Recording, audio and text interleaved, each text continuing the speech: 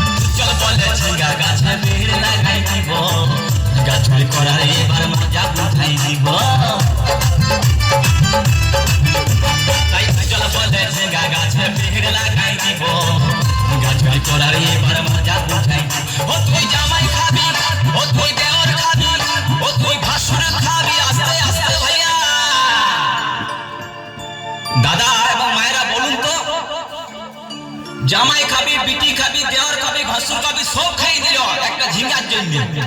তো মায়েরা কেউ বলতে পারবেন কোন গাইতে বাকি রইল? বলুন তো মায়েরা।